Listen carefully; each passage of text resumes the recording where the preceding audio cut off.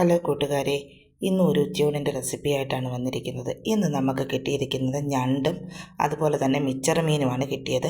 ഞണ്ടൊരു 4 ഞണ്ടേ കിട്ടിയിട്ടുള്ളൂ. അത് ഇത്തിരി റോസ്റ്റ് ചെയ്യാമെന്ന് കരുതി. പിന്നെ മിച്ചർ മീൻ കിട്ടിയിട്ടുണ്ട്.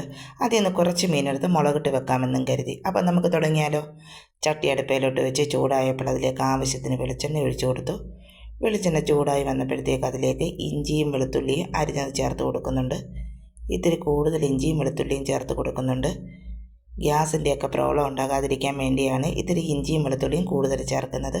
അതൊക്കെ ഒന്ന് വാടി വന്നപ്പോഴത്തേക്ക് അതിലേക്ക് നീളത്തിലരിഞ്ഞ് വെച്ചിരുന്ന നമ്മുടെ സവാള ഇട്ട് കൊടുത്തു. ഒരു 3 സവാള ചേർത്തിട്ടുണ്ട്. ഇനി സവാളയിലേക്ക് നമുക്ക് 2 പച്ചമുളക് ഇട്ട് കൊടുക്കാം. നല്ല എരിവുള്ള പച്ചമുളകാണ് ഇട്ട. പിന്നെ നമ്മളതിലേക്ക് ഇത്തിരി ഉപ്പൂടി ഇട്ട് കൊടുത്തിട്ടുണ്ട്. സവാളയൊന്ന് വാടി വരട്ടെ.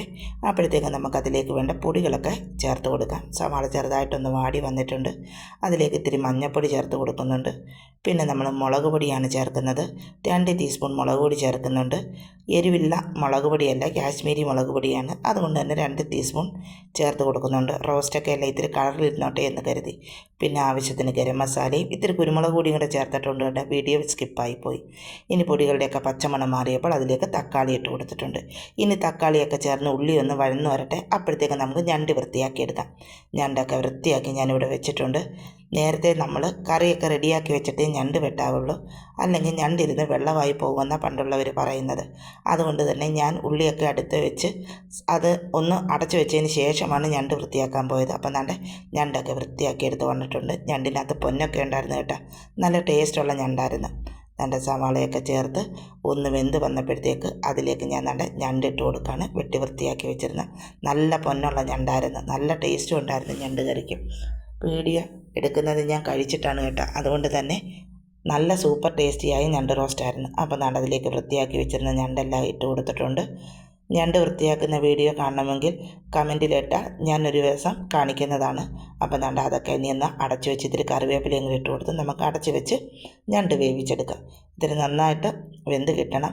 ചെറുതീയിൽ നമുക്ക് എണ്ണയൊക്കെ തെളിയിച്ച് ഒന്ന് വറ്റിച്ചെടുക്കാം നമ്മുടെ ഞണ്ട്. കണ്ടിട്ട് എണ്ണയൊക്കെ തെളിഞ്ഞ് നമ്മുടെ ഞണ്ടിൻ്റെ വെള്ളമൊക്കെ വറ്റി ഒരു റോസ്റ്റ് പരുവത്തിലായിട്ടുണ്ട് നമ്മുടെ ഞണ്ട് റോസ്റ്റ്.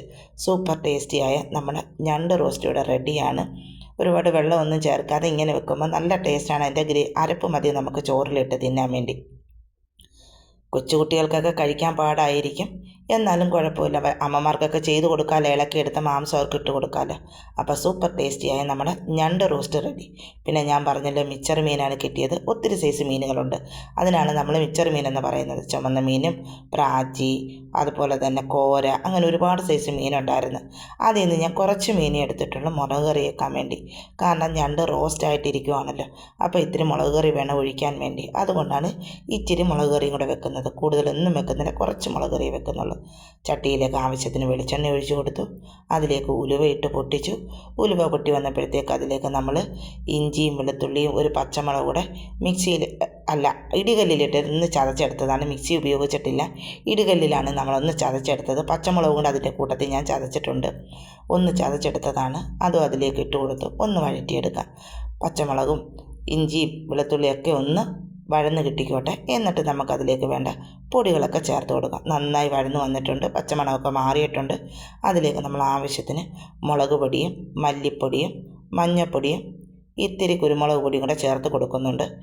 ലേശം കുരുമുളക് പൊടിയെ ചേർത്തിട്ടുള്ളൂ. വേണ്ട പൊടികളൊക്കെ ചേർത്ത് അതിൻ്റെയൊക്കെ പച്ചമണമൊക്കെ മാറിയപ്പോഴത്തേക്ക് അതിലേക്ക് നമുക്ക് ഇത്തിരി വെള്ളം ഒഴിച്ചു കൊടുക്കാം. ഒന്ന് എണ്ണ തെളിഞ്ഞോട്ടെ. അതിലേക്ക് നമുക്ക് വടക്കംപുളി ചേർത്ത് കൊടുക്കാം. പിന്നെ ആവശ്യത്തിന് ഉപ്പുമൊക്കെ ഇട്ട് കൊടുത്ത് കറി ഒന്ന് തിളച്ച് വന്നപ്പോഴത്തേക്ക് അതിലേക്ക് നമുക്ക് തക്കാളി അരിഞ്ഞതോടെ ചേർത്ത് കൊടുക്കാം. ഒരു തക്കാളി നീളത്തിൽ അരിഞ്ഞതോടെ ഞാൻ ഇട്ട് കൊടുക്കുന്നുണ്ട്. അതും അതിലേക്ക് ഇട്ട് കൊടുത്ത് കറി ഏതാണ്ട് വിട്ട് തിളച്ച് വരുന്നുണ്ട്. അപ്പം നമുക്കതിലേക്ക് മീനുകൾ ഇട്ട് കൊടുക്കാം. കറി ഒന്ന് തിളച്ച് വന്നപ്പോഴത്തേക്കാണ് ഞാൻ അതിലേക്ക് മീൻ ഇട്ട് കൊടുത്തത്. കുറച്ച് മീനുകളെ ഇട്ട് കൊടുക്കുന്നുണ്ട്. ഇത്തിരി കറിയെ വെക്കുന്നുള്ളത് ഞാൻ ആദ്യമേ പറഞ്ഞല്ലോ. അപ്പം മീനൊക്കെ ഇട്ട് കൊടുത്ത് ഇനി നന്നായി ഒന്ന് വെട്ടി തിളയ്ക്കട്ടെ. എന്നിട്ട് നമുക്ക് അടച്ച് വെച്ച് മീൻകറി വറ്റിച്ചെടുക്കാം. ദാണ്ട എണ്ണയൊക്കെ തെളിഞ്ഞ് വന്നിട്ടുണ്ട്. ഇത്തിരി ഗ്രേവി ആയിട്ടാണ് ഞാൻ കറി എടുത്തേക്കുന്നത്.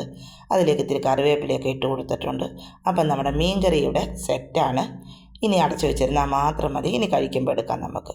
പിന്നെ ഞാൻ പറഞ്ഞല്ലോ, കപ്പയുണ്ട്, മീൻകറിയും ഞണ്ടും ഒക്കെ ഉള്ളപ്പോൾ ഇവിടെ കപ്പ നിർബന്ധമാണ്. അതുകൊണ്ട് തന്നെ കപ്പയും വാങ്ങിക്കൊണ്ട് വന്നിട്ടുണ്ട്. നന്നായി വേവുന്ന കപ്പയായിരുന്നു. ഒന്ന് തിളച്ച് വന്നപ്പോഴത്തേക്ക് കപ്പ വെന്ത് കേട്ടോ. അത് ഊറ്റി ഒരു വെള്ളം കൂടെ ഞാൻ ഊറ്റി കളഞ്ഞിട്ടുണ്ട്. അതിലേക്ക് മഞ്ഞൾപ്പൊടിയും ഉപ്പും ആവശ്യത്തിന് കറിവേപ്പിലയൊക്കെ ഇട്ട് കൊടുത്ത് നമുക്കൊന്ന് കുഴച്ചെടുക്കാം. അപ്പം നമ്മുടെ സ്വാദിഷ്ടമായ കപ്പ കുഴച്ചത് ഇവിടെ റെഡി ആയിട്ടുണ്ട്. ഇത്തിരി കടുകൊക്കെ വറുത്തൊഴിക്കണമെങ്കിൽ അങ്ങനെ ചെയ്യാൻ കേട്ടോ. ഞാൻ കടുകൊന്നും വറുത്തൊഴിക്കുന്നില്ല. ഞാൻ വെറുതെ മഞ്ഞളും ഉപ്പും കറിവേപ്പിലയൊക്കെ ഇട്ട് മാത്രം ഒന്ന് കുഴച്ചെടുത്തിട്ടേ ഉള്ളൂ. ചിലരൊക്കെ തേങ്ങയും ജീരകവും വെളുത്തുള്ളിയൊക്കെ അരച്ച് ചേർക്കാറുണ്ട്.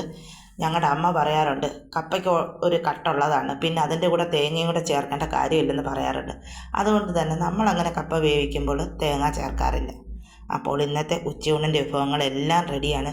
സൂപ്പർ ടേസ്റ്റിയായ നമ്മുടെ ഞണ്ട് റോസ്റ്റ്, പിന്നെ കപ്പ വേവിച്ചത്, മീൻ മുളകിട്ടത്, പിന്നെ രാവിലെ നമ്മൾ ഇന്ന് ഇഡ്ഡലി സാമ്പാറുമായിരുന്നു. അതിൻ്റെ സാമ്പാർ ഇരിപ്പുണ്ട്. അപ്പോൾ പിന്നെ പ്രത്യേകിച്ച് വേറെ കറികളുടെ ഒന്നും ആവശ്യമില്ല. സൂപ്പറായിട്ടുള്ള ഒരു ഉച്ചയൂണാണ് ഇന്നത്തേത്. അപ്പോൾ പാത്രത്തിലേക്ക് ആവശ്യത്തിനുള്ള ചോറിട്ട് കൊടുക്കുന്നുണ്ട്. അതിലേക്ക് നമ്മൾ ഞണ്ട് റോസ്റ്റ് വെച്ച് കൊടുക്കുന്നുണ്ട്. പിന്നെ നമ്മുടെ കപ്പ വേവിച്ചത് അതും നമുക്ക് ആവശ്യത്തിന് വെച്ച് കൊടുക്കാം. പിന്നെ നമ്മൾ മീൻ മുളകിട്ടത്, ഒരുപാട് മുളകിട്ട കറിയൊന്നും വെച്ചിട്ടില്ല, ഞാൻ ഇത്തിരി മീൻ മുളകിട്ടതേ വെച്ചിട്ടുള്ളൂ. അതും അതിലേക്ക് വെച്ച് കൊടുക്കുന്നുണ്ട്. പിന്നെ നമ്മുടെ സാമ്പാർ അതും ചോറിലേക്ക് ഒഴിച്ചു കൊടുക്കുന്നുണ്ട്. എന്താണെന്നറിയില്ല, എന്നൊക്കെ ലഞ്ച് വ്ലോഗ് എടുത്താൽ അന്നിവിടെ സാമ്പാറും കാണും. സാമ്പാറിൻ്റെ റെസിപ്പി ഞാൻ നേരത്തെ ഇട്ടിട്ടുണ്ട്. അതുകൊണ്ട് തന്നെയാണ് പിന്നീട് അതങ്ങനെ കാണിക്കാഞ്ഞത്. അപ്പോൾ ആവശ്യത്തിന് സാമ്പാർ നമ്മുടെ ചോറിലേക്ക് ഇട്ട് കൊടുക്കുന്നുണ്ട്. എനിക്ക് പാചകം ചെയ്യാൻ ഭയങ്കര ഇഷ്ടമാണ് കേട്ടോ. അതുകൊണ്ട് തന്നെയാണ് ഞാൻ ഇങ്ങനെയുള്ള വീഡിയോസൊക്കെ എടുക്കുന്നത്. അത് മറ്റൊരാളെ കാണിക്കാനും എനിക്ക് താല്പര്യമുണ്ട്. പാചകം ചെയ്യുന്ന സാധനങ്ങളൊക്കെ ഓരോരുത്തർ കഴിച്ചിട്ട് കൊള്ളാം എന്നൊക്കെ പറയുന്നത് എനിക്ക് ഭയങ്കര ഇഷ്ടമാണ്. അതുകൊണ്ട് തന്നെയാണ് എത്ര സമയമില്ലെങ്കിലും ഞാൻ പോയി വീഡിയോസൊക്കെ എടുത്ത് വയ്ക്കുന്നത്.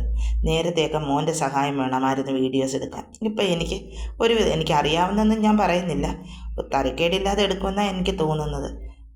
നിങ്ങൾ കണ്ടിട്ട് അതിൻ്റെ അഭിപ്രായങ്ങൾ പറയണേ. വീഡിയോസൊക്കെ എടുക്കുന്നത് മോശമാണോ അതോ കൊള്ളാമോ എന്നൊക്കെ.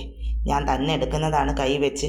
അതുകൊണ്ട് തന്നെ കുറേയൊക്കെ പോരായ്മകളുണ്ടെന്ന് എനിക്കറിയാം. ഇതൊക്കെ മാറ്റാം. കുറച്ച് കഴിയട്ടെ. ട്രൈപോഡൊക്കെ മേടിച്ചിട്ട് നല്ല രീതിയിലൊക്കെ ക്യാമറ വെച്ച് വീഡിയോസൊക്കെ എടുക്കാൻ കേട്ടോ. അപ്പോൾ എൻ്റെ ഈ വീഡിയോ നിങ്ങൾക്ക് ഇഷ്ടമാകുന്നെങ്കിൽ ലൈക്ക് ചെയ്യാനും ഷെയർ ചെയ്യാനും സബ്സ്ക്രൈബ് ചെയ്ത് സപ്പോർട്ടും കൂടെ ഒക്കെ ചെയ്യണേ. അപ്പോൾ ഇത്തരത്തിലുള്ള വീഡിയോയുമായി മറ്റൊരു ദിവസം നമുക്ക് വീണ്ടും കാണാം. ടാറ്റാ.